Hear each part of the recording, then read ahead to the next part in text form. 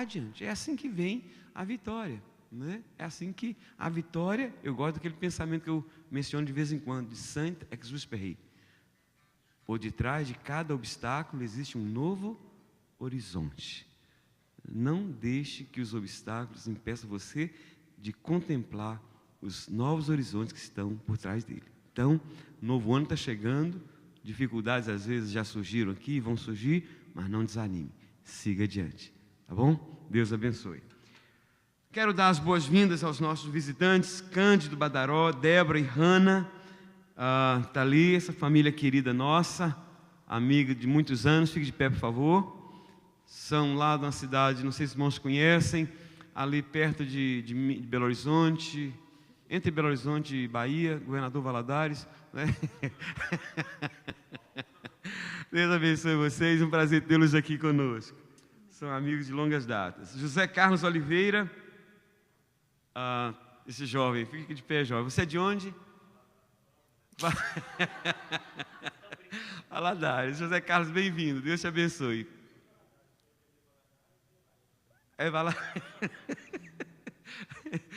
Aqui sim, aqui muita gente fala que é de Valadares porque é o lugar mais conhecido, né? Mas às vezes o Zé Carlos vai ver de fato, ela é de Chonim, ela é de São Vítor, né? Teófilo Otoni, né? Na verdade, irmãos, Águas Formosas é o grande centro que tudo gira em torno de Valadares, de Águas Formosas. Então, Águas Formosas. Então o pessoal fala assim para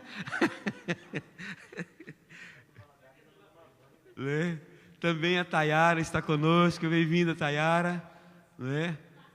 Oi. É como se fosse um país independente, né, cara? Né, Paulinho e Claudinha? Mas é. Nós nos alegramos muito em ter vocês aqui conosco nessa noite para juntos louvarmos ao Senhor. Amém, queridos? Lembrando aqui duas coisinhas bem rápidas. Nós não teremos o culto na quarta-feira, na próxima quarta-feira, não é? Nós estamos deixando livre para os irmãos passarem com as suas respectivas famílias. Quem não tiver família, arranje uma família. A minha casa vai estar aberta. Eu sei que às vezes alguns irmãos têm para onde ir, outros não têm. Ali, se houver alguém aqui que não tem uma família, nós vamos adotar aqueles que não têm casa aqui para passar o Natal e vamos passar juntos, tá bom? Então no salão ali nos deixe saber, ok? Culto do final de ano, no dia 31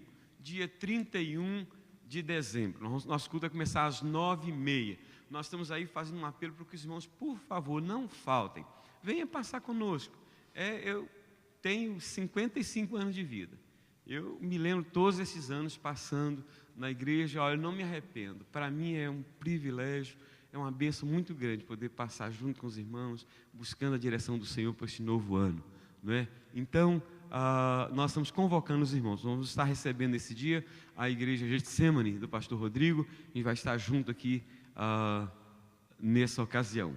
Então, os irmãos, por favor, agendem essa data, não é? Aqueles que porventura não vão poder passar conosco, pelo menos para nos deixar saber, porque às vezes a gente faz uma programação, inclusive de jantar, não é? Depois nos deixe saber lá, olha, eu não vou poder, pastor, não precisa nem explicar, eu não estou, entendeu? Porque às vezes tem alguns que vão para um lugar, vão para outro, eu sei, né, Carvalho? É o seu caso, né? Mas às vezes, se você não me comunicar, eu vou pensar que você vai estar aqui, e às vezes eu vou fazer um pernil a mais e não há necessidade, né? Também? Pois é. Então, os irmãos, por favor, depois nos deixem saber, não é? Traga uma oferta especial, se você tiver no seu coração esse desejo, como Deus te abençoe esse ano e você quer dar uma oferta de gratidão ao Senhor, faça isso, tá? Domingo passado foi distribuído esse meu projeto de vida para 2014, não é? Se houver alguém que não recebeu e quiser fazê-lo, levante a sua mão. Eu vou pedir a Jandira aqui, por favor, me auxilie aqui, não é? O que você vai fazer? Você não precisa ser agora durante o culto, não. Pode fazer até antes do dia 31. Aqui dentro tem esse projeto de vida. Isso aqui. Que os outros já estão aqui. Você vai escrever aquilo que você gostaria de ver acontecer na sua vida no ano que vem, de 2014. Nós vamos colocar nesse envelope e vamos fechar. Só Deus vai ter acesso. Eu não vou ter acesso a esse envelope. Portanto, só Deus vai ter acesso. No dia 31 de dezembro de 2015, se Deus nos conservar com 2014, se Deus nos conservar com vida, você vai estar aqui ou no domingo seguinte ou antes, e vou dar para você, você vai abrir e você vai fazer igual a gente vai fazer agora no dia 31, compartilhar aquilo que Deus nos abençoou durante aquele ano. Então, se houver alguém aqui que não recebeu e quer receber, levante a sua mão e a Jandir distribui, tá bom?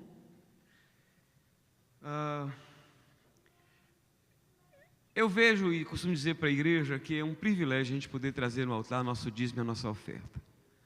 Quando a gente faz isso, a gente está dizendo: Deus, eu reconheço que tudo que eu tenho vem do Senhor. Se eu tenho saúde para trabalhar, é porque o Senhor tem me dado saúde. Se eu estou podendo dar, é porque o Senhor me deu antes, né? Então, é um privilégio para a gente poder fazer isso. É interessante que há algumas semanas atrás eu falei isso.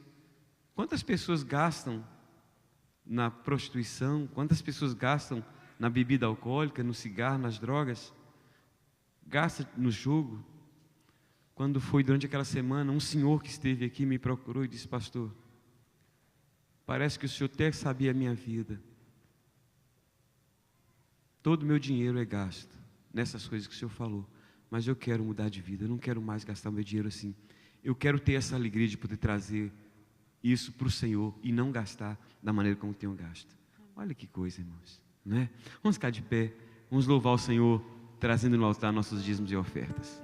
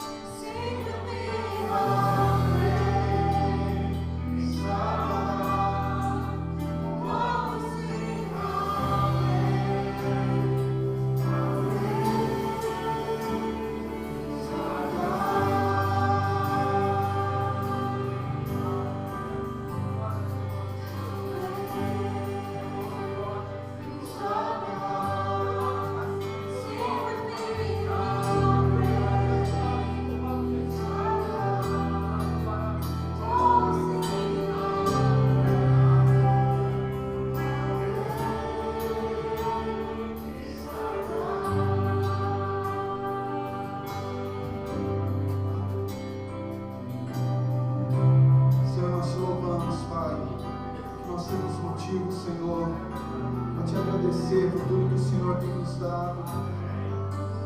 Senhor, nós queremos levantar as nossas mãos e declarar que o Senhor é grande. Todas as coisas estão em Ti, Senhor. Nós entregamos nossos corações, as nossas vidas, e declaramos, Senhor, que o Senhor é um Deus grande, o Senhor é um Deus poderoso. Oh, te louvamos, Senhor.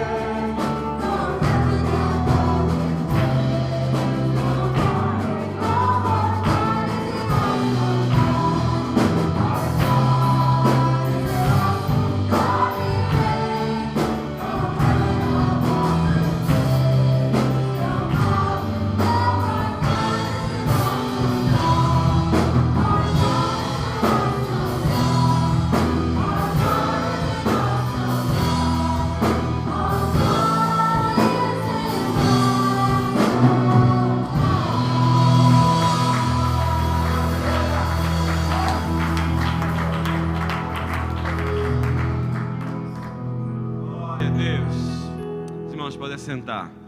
Queridos, eu tenho o prazer de poder convidar meu irmão Paulo Martins para ser o pregador dessa noite. O Paulo vai por alguns meses se ausentar, mas esperamos tê-lo em breve, de volta em breve. Ele será o pregador dessa noite. Deus te abençoe, Paulo. Queremos abraçar também a Alessandra, que deve estar lá no Brasil nos vendo, né, e outros irmãos também de outros lugares. Quero chamar as crianças que vêm aqui à frente. Eita, quanta menino bonito. Irmãos, eu fico muito feliz quando eu vejo as crianças, mas eu confesso aos irmãos que eu fico triste quando eu não vejo as nossas crianças, né? Olha, quanto menino bonito. Senhor amado, abençoe essas crianças com a ministração que elas vão receber. Protege a mente e o coração delas, Pai. E abençoe-as para que elas cresçam aprendendo a te amar e te servir. Ministra o nosso coração também aqui, Senhor, através do teu servo, em nome de Jesus. Amém. Deus abençoe. Podem.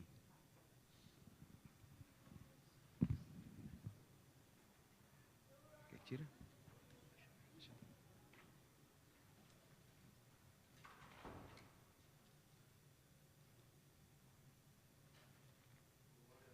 Boa noite, irmãos.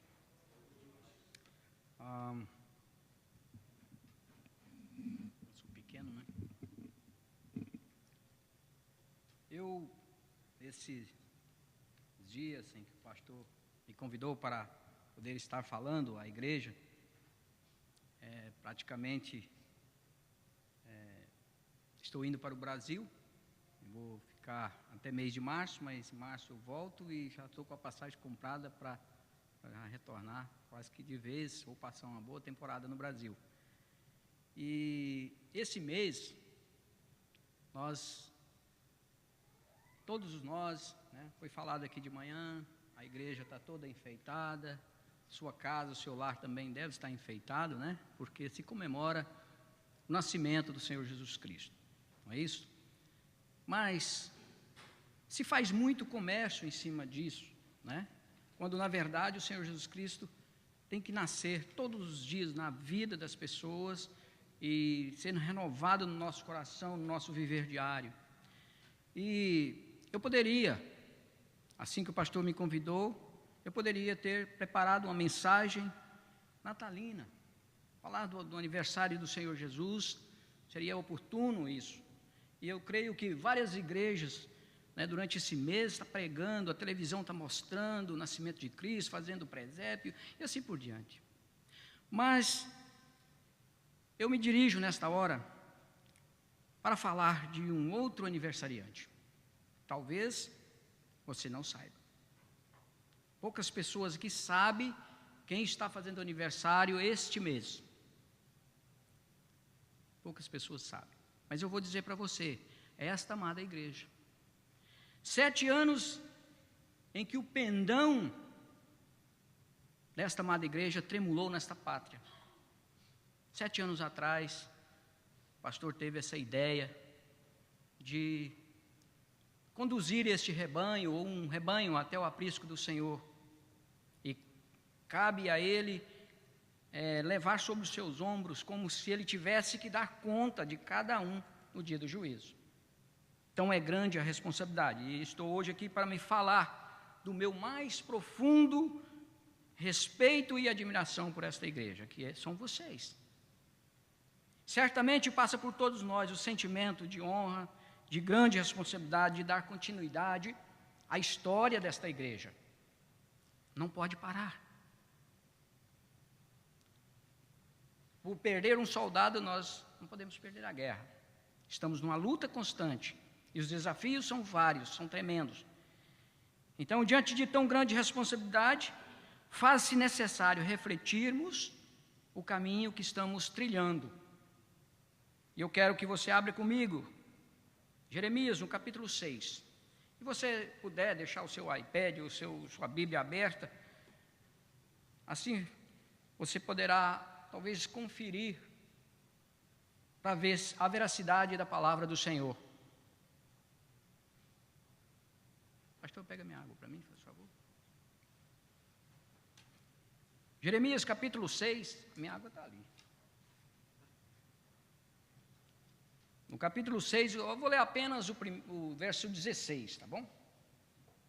Nós poderíamos discorrer todo o capítulo, mas eu quero me ater aqui apenas no verso de número 16.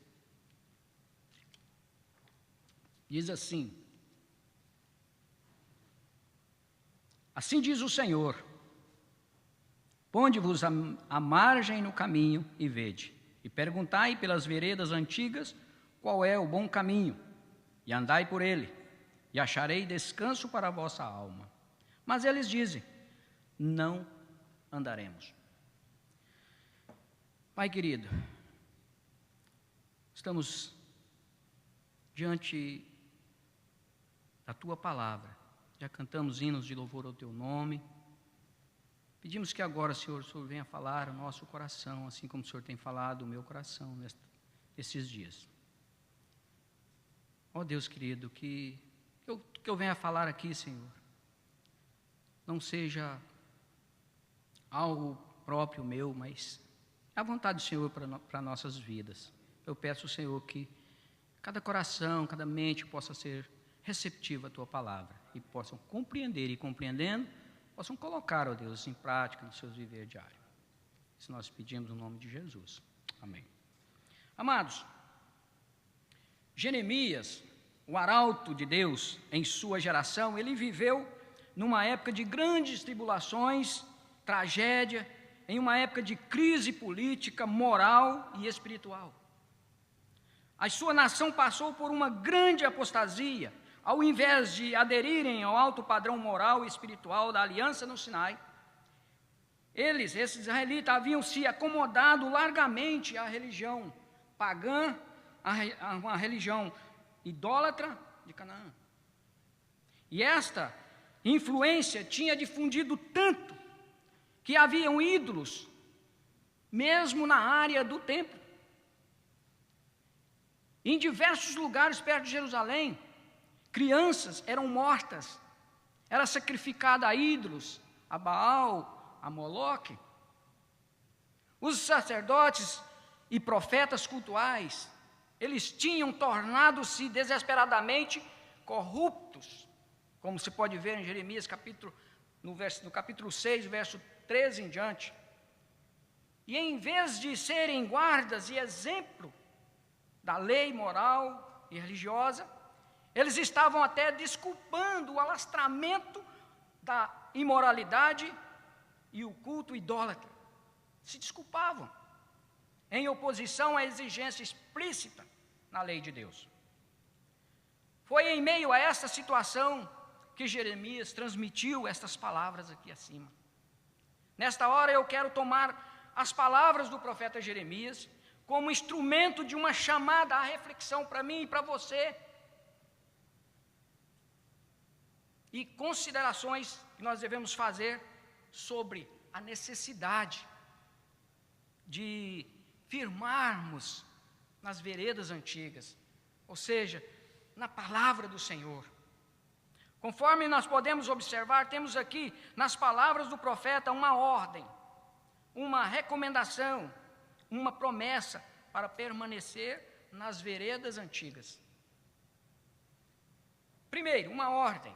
Qual é a ordem aí? Pondes a margem no caminho e vede.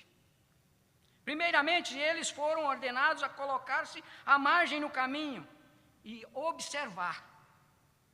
E observar. A ideia do profeta aqui é de um viajante que está caminhando e de repente ele se depara numa junção de vários caminhos. De vários caminhos. E ele fica surpreso com essa circunstância, sem saber o caminho a seguir. Não é assim que muitas vezes nós ficamos de vez em quando? Não é isso que o pastor está sempre falando? Alguém tem alguma coisa pendente, você não está tendo força para seguir em frente, há alguma coisa que está te impedindo. Vamos orar. Nós nos deparamos com situações assim, e agora, o que eu faço? Como vou fazer agora? O que ele deve fazer neste caso? O texto diz: permanecei parado antes de prosseguir e decidir para não entrar pelo caminho errado.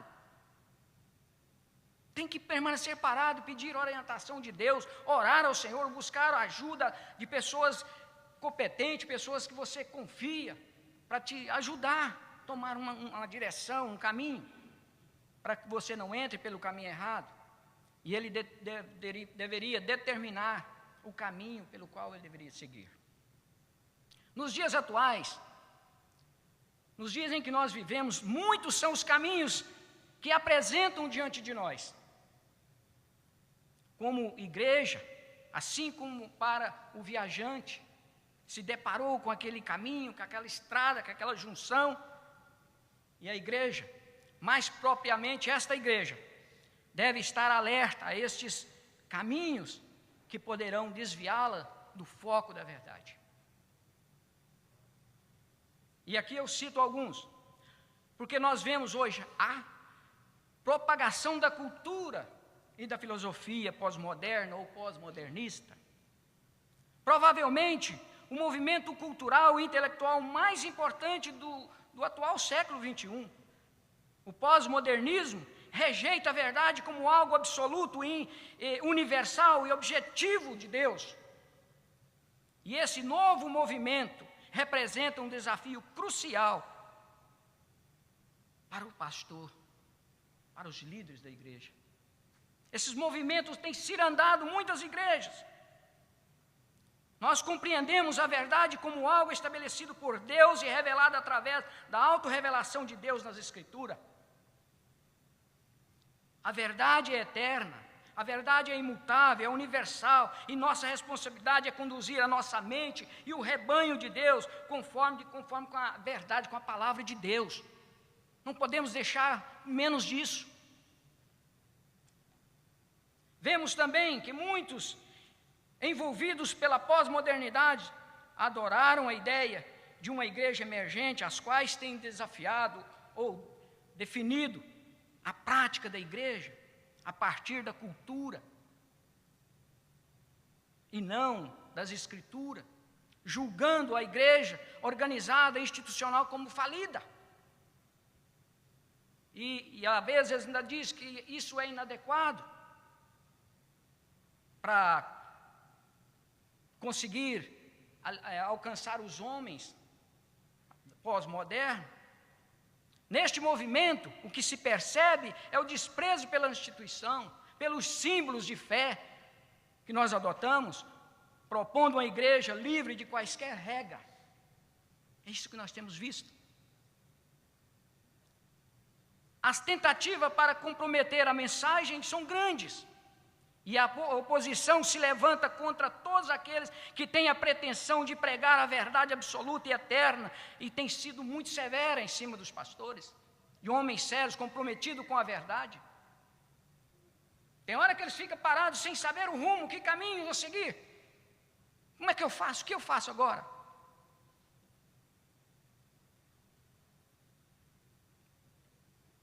Nós vemos também um movimento teológico conhecido como teologia relacional, ou ainda teísmo aberto, que teve seu início em décadas tão recentes, que considera a concepção tradicional de Deus como inadequada, ultrapassada, insuficiente para explicar a palavra.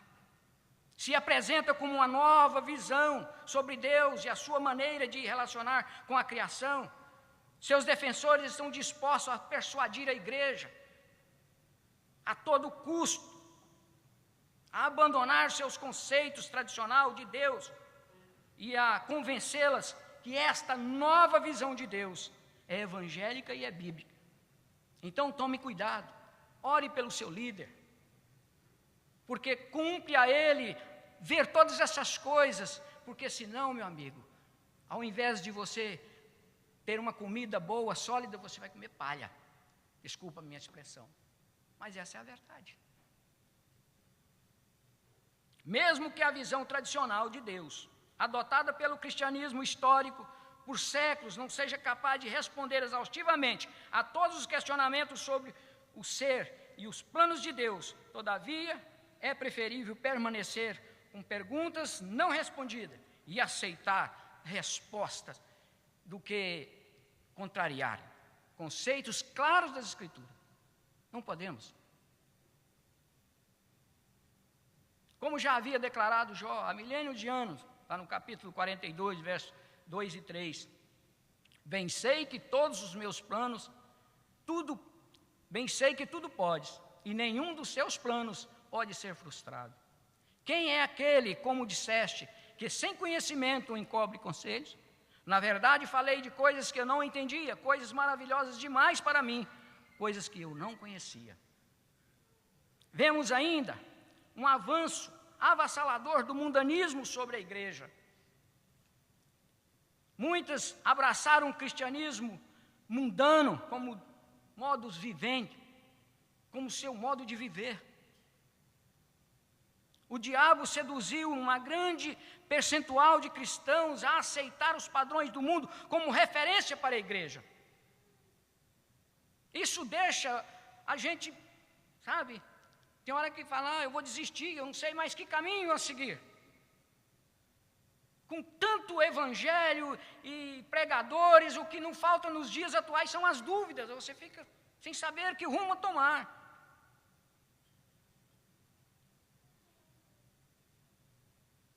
Então, meu amado, Charles Spurgeon, olha o que ele diz, um pregador batista do século XIX, né? Ele disse, a igreja abandonou a pregação ousada, em seguida, ela gradualmente amenizou o seu testemunho, depois passou a aceitar e justificar as frivolidades que estavam em voga no mundo, e no passo seguinte começou a tolerá-las em suas fronteiras. Agora a igreja as adotou sob o pretexto de ganhar a multidão. Sério. Isso é muito sério. Você precisa voltar para a palavra, ler a palavra, comer a palavra.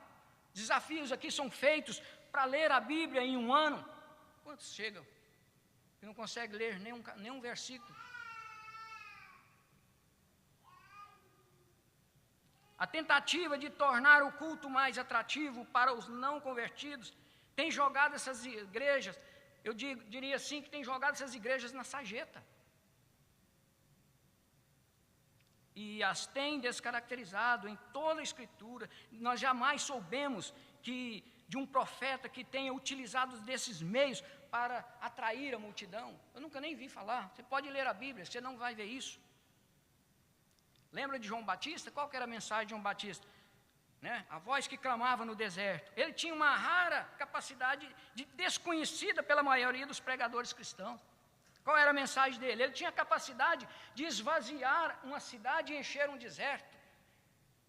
com uma mensagem cujo cerne era: arrependei-vos, porque é chegado o reino dos céus, ou o reino de Deus. Arrependei-vos. Com esta mensagem tão rara, tão simples, ele conseguia, amados, esvaziar a cidade e encher o deserto.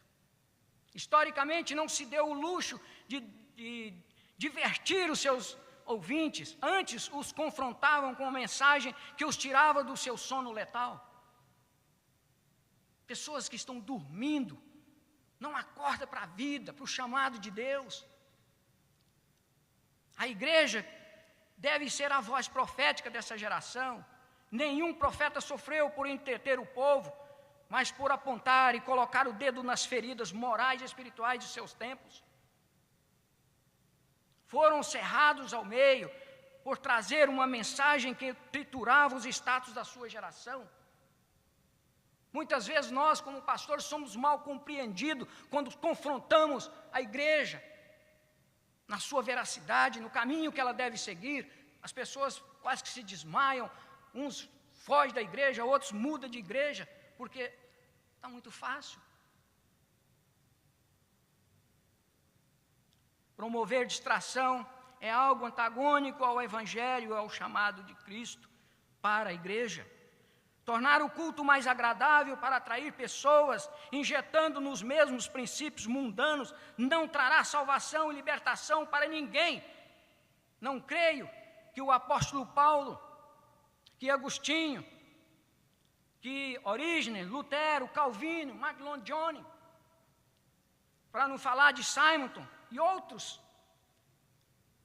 outros, jamais eles iam permitir que o mundanismo ia entrar pela frente, pela porta da frente da igreja. Quando eu vejo esses homens, a história desses homens, eu fico assim, sabe, meu coração queima, eu choro de pensar como foi, né, o ministério desses homens. E hoje, a igreja não reage. Não estou falando mal de você, mas eu quero que você reaja. Reaja. A grande necessidade da igreja nesses dias é a de um púlpito forte, com mensagens bíblicas que promovam o quebrantamento, confissão de pecados e devoção ao nosso Deus. Isso não tem faltado aqui, eu sou testemunha disso há 7 anos. É mensagem ortodoxa, é mensagem que fala ao coração, é mensagem que traz mudança de vida. Nós é que às vezes o nosso receptor está completamente contaminado.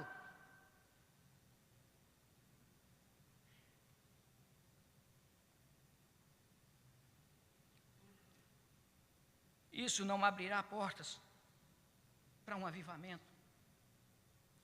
Nós precisamos de pregar a palavra, e doa em quem doer. Quer ser oportuna, quer não, pregue a palavra. Que nos apeguemos firme ao Evangelho, cuja pregação nos foi confiada, na verdade imutável, na revelação de Deus, para que sejamos um oásis em meio a esse deserto, doador de vida, em meio a esse deserto espiritual de nossa sociedade. Você faz parte disso. Uma recomendação: perguntai pelas veredas antigas. Qual é o caminho? Qual é o caminho? Agora, são recomendados a perguntar pelas veredas antigas, e como se o viajante tivesse um mapa no bolso, e a partir do qual ele sabe onde vai dar o caminho da esquerda e o caminho da direita. Então ele parte com alegria, com satisfação, sabendo aonde ele está indo, para onde ele está indo. Você sabe para onde você está indo? Você tem certeza para onde você está indo?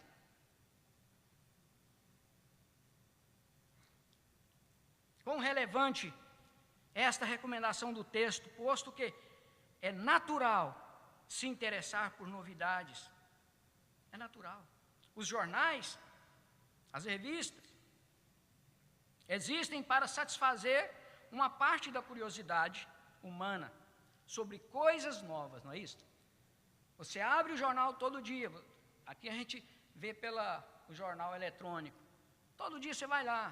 Talvez você quer ver a mesma notícia, mas para um desfecho novo, né? Mas você quer ver coisa nova. Se a mesma notícia todo dia, você não quer. É natural isso, né? Buscar coisas novas nesse sentido. A tecnologia avança pela busca de coisas ainda não descobertas ou não inventadas.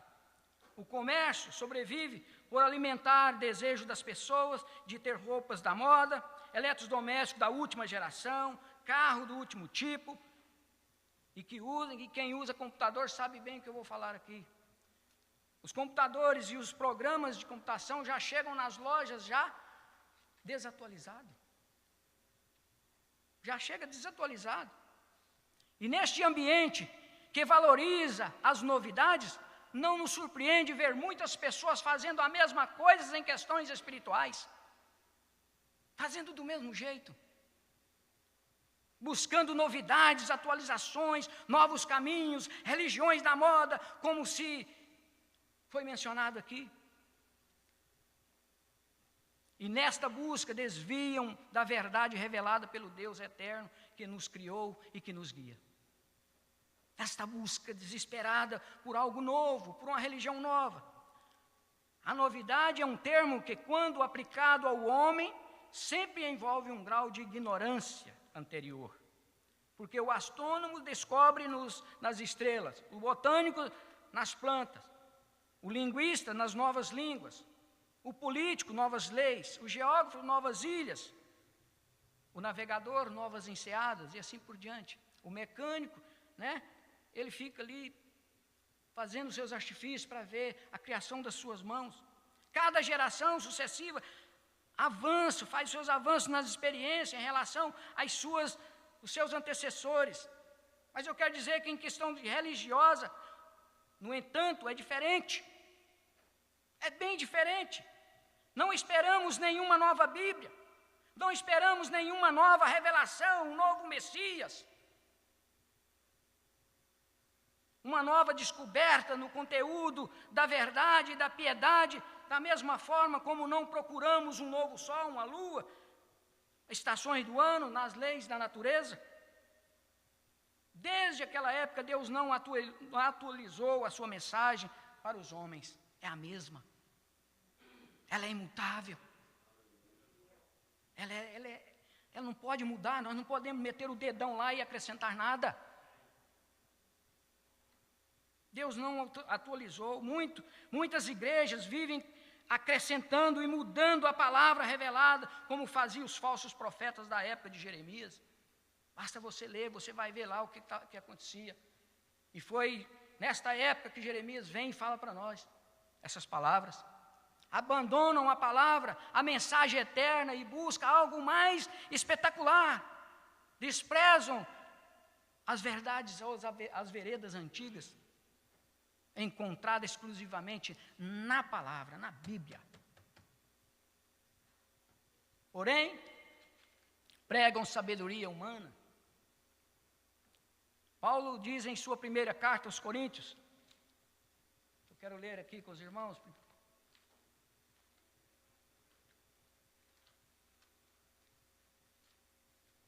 Primeira carta aos Coríntios, no capítulo 2, verso de 1 a 5, ele diz assim, Paulo falando: eu, irmãos, quando fui ter convosco, anunciando-vos o testemunho de Deus, não fiz com ostentação de linguagem ou de sabedoria, porque decidi nada saber entre vós, senão Jesus Cristo e este crucificado.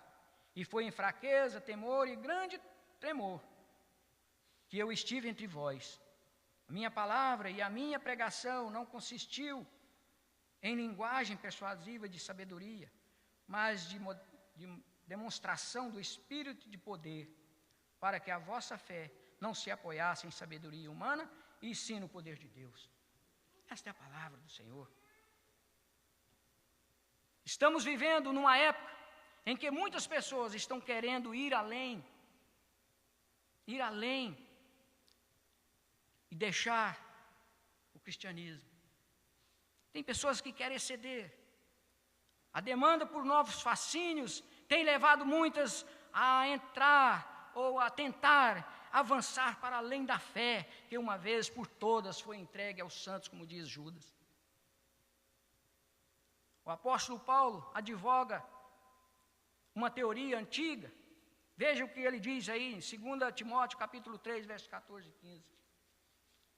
Ele fala assim: tu, porém, permanece naquilo que aprendeste, de que fostes inteirado, sabendo de quem o aprendeste, que desde a eterna infância sabe as sagradas letras, que podem torná-las sábios para a salvação pela fé em Cristo Jesus. A palavra pode te tornar sábio. Continua na palavra. Lembra do que vocês aprendeu. Lembra. Você lembra do que você aprendeu? Não desista da palavra. É isso que ele está dizendo aqui. Não desista da palavra. Leia a palavra, busque a palavra, ore, busca no Senhor, porque só aqui você vai achar descanso para as vossas almas, não é que diz lá o texto? Nós lemos. Paulo diz que Timóteo deveria pregar a palavra não por causa de pessoas, para satisfazê-las, mas por causa de Deus, diz ele. Olhe para o juiz que há de julgar e pregue a tempo e a fora de tempo. Jesus disse: conhecereis a verdade, e a verdade vos libertará. Os libertará. Eu quero finalizar, irmãos. Uma palavrinha que muitas vezes é falado. Não foi falado para nós, mas nós, como dando sequência ao povo de Deus, ele diz: ser fiel até a morte. Não é este o lema dos mártires desde Estevão? Esse é o lema, ser fiel até a morte. Desde Estevão, preferiu morrer do que negar a fé, do que abandonar o caminho. Amados, olha o que diz Judas, verso 3. Amados, quando empregava toda a diligência em escrever-vos acerca da nossa comum salvação, foi que me senti obrigado a corresponder-me convosco, exortando-vos a batalhar diligentemente pela fé que uma vez foi dado aos santos, a você, meu amado. Foi dado para você. Uma vez por todas foi dado, entregue aos santos. No eminente e constante desafio de estar comprometido com o slogan da nossa igreja, que eu creio que não está ali. Poucas pessoas que sabem de cor. Que é o amor, que é o compromisso, que é a lealdade, que é a fé e a verdade. Misturei tudo, mas falei os pontos. Compromisso, fé, compromisso, fé e verdade. Né? Compromisso, lealdade, fé e verdade. E foi para isso que essa igreja nasceu. Para compromisso, para ser leal, para ter fé, para ter compromisso. Pega esse slogan da igreja e começa a estudar um por um, e vai para a Bíblia, e vê a sua responsabilidade, o grau de responsabilidade que você tem. Foi para isso que ela nasceu, e foi para isso que ela vive, e é para isso que ela vive. Mas fazemos, acima de tudo, com temor e tremor, com reverência, e fazemos varonilmente, e que o Deus Todo-Poderoso possa abençoar você, abençoar ricamente a pessoa do pastor Carlos, que tem a incumbência de levar esse rebanho até o aprisco de graça do Senhor. Deixo aqui o meu abraço, as minhas considerações, a minha satisfação em poder participar com os irmãos. O pastor sabe de todo o tempo, da minha fidelidade para com esta igreja, e pela pessoa dele, pela pessoa da família dele, né? Eu quero agradecer de todo o meu coração e rogar as orações dos santos em favor da minha pessoa, né? Eu tenho um caminho a seguir, e Deus assim possa confirmar o caminho em que eu vou trilhar, e que Deus possa abençoar vocês em nome de Jesus, tá? Que Deus os abençoe. Obrigado, pastor, pela oportunidade.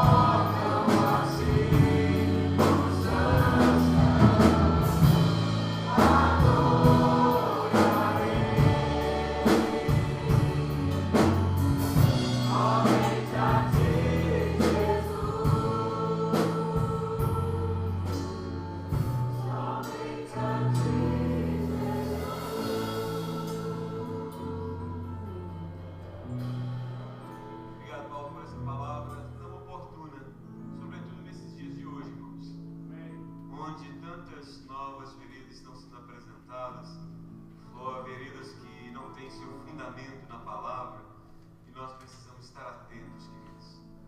Muitas vezes nós, nessa busca de uma igreja que possa, como disse o pastor Davi, acho que aqui umas 2 semanas atrás, nas suas pregações, nessa busca de buscar uma igreja que possa nos acomodar e satisfazer a nossa vontade, muitas vezes nós temos aberto mão daquela solidez na palavra. Cuidado, seja sempre perguntando. Inclusive eu digo sempre para os irmãos aqui, todas as vezes que eu pregar, ou qualquer pessoa pregar no púlpito desta igreja, confira na palavra e vê se o que está falando tem fundamento, não apenas naquele texto, mas no contexto da palavra. E não deixe passar barato. Se alguém, começando por mim, pregar aqui alguma coisa que não está dentro dessa vereda, desse fundamento da palavra, você tem liberdade de abordar essa questão depois. Ei, eu queria que você me explicasse melhor isso aqui. Vamos ver isso aqui, porque se tem algo que não pode ser negociado, é isso aí, tá bom? Às vezes questão litúrgica, questão de algumas coisas, até que dá para contextualizar, mas fundamento da palavra não dá para negociar com isso. Então, que essa palavra sirva de despertamento para cada um de nós. Queria chamar o Paulo aqui à frente, queria chamar aqui o pastor Davi, queria chamar aqui o Daniel, ficasse do lado dele também, e vou estar orando pelo Paulo. O Paulo tem sido um companheirão para mim, como pastor dessa igreja. O nosso vice-presidente permanece ainda como nosso vice-presidente, né? Se em março ele chegar aqui e disser que realmente vai voltar para o Brasil, aí a gente elege um novo vice-presidente. Mas se não, ele continua na vice-presidência da igreja. E eu quero dizer para os irmãos que ele tem sido para mim, como pastor, e para minha família, tem sido uma bênção. Aliás, a família dele tem sido para nós uma bênção, não é? E é mais uma dessas perdas que a gente tem e que a gente sente, né? Mas graças a Deus, porque Deus também traz outros para cooperar no trabalho, né? Mas eu quero aqui diante da igreja agradecer a Deus pela vida do Paulo, da sua família, pelo apoio que ele foi aqui para a nossa igreja ao longo desses 7 anos, tá? Gostaria que o pastor Davi e o Daniel colocassem, estendessem a mão sobre eles. Os irmãos que podem também fazer isso, estenda a sua mão sobre eles, sobre o Paulo, aqui, vamos orar. Bendito Deus, Pai amado, nossa primeira palavra é de gratidão pela vida do teu servo, da Alessandra, que se encontra no Brasil, pelo apoio que eles foram para nós ao longo desses 7 anos, aqui, lado a lado conosco, apoiando não apenas a mim como pastor, a esta igreja, mas também como família, estando sempre ao nosso lado, nos encorajando, ó Deus, estando cooperando conosco nessa jornada que o Senhor nos confiou. Agora, quando ele pretende, ó Deus, retornar ao Brasil, pedimos que o Senhor, como diz a tua palavra, que o Senhor faria através de Ciro, que o Senhor vá adiante dele, endireitando os caminhos tortuosos, ó Deus, destruindo portões de bronze, de ferro, que não foram fechados pelo Senhor, desfazendo-os, ó Deus, e abrindo portas, para que ele possa se introduzir por elas. Ó Deus, e que em tudo ele veja a boa mão do Senhor, conduzindo e fazendo dele, ó Deus, um homem vitorioso e vencedor. Tu sabes dos seus projetos, ó Pai, ali no Brasil, também tem igrejas que o esperam para receber o seu apoio. Nós pedimos que o Senhor esteja adornando com a sabedoria dos céus, ó Pai, para que ele seja canal de bênção ali também. Ó Deus, nós manifestamos esta palavra de gratidão e intercedemos em favor dele, em nome de Jesus Cristo, teu Filho. Amém. Deus abençoe, queridos. Lá no salão os irmãos podem depois abraçar o Paulo, tá? Queria dizer que o culto vai continuar no salão social. Os irmãos, por favor, não vão embora. Quem está sentado perto de um visitante, por favor, conduza-o ao salão, porque às vezes ele vai por uma vereda que não seja a vereda antiga e vai para outra direção, não é? Então, tomando a mensagem de hoje como base, pega o irmão, leva-o pela vereda antiga e leva até ali no salão. A gente vai ter ali um jantar delicioso. E hoje à noite é uma criança, né? Então a gente vai ter um tempo muito gostoso ali no salão social. Que a graça maravilhosa do nosso amado Senhor e Salvador Jesus Cristo, o amor de Deus, nosso eterno Pai, a doce comunhão, a consolação, o poder do Espírito Santo, seja sobre todos nós, irmãos, sobre todo o povo de Deus na face da terra, hoje e para sempre. Amém e amém. Dê um abraço ao seu irmão e desejo uma semana vitoriosa em nome de Jesus.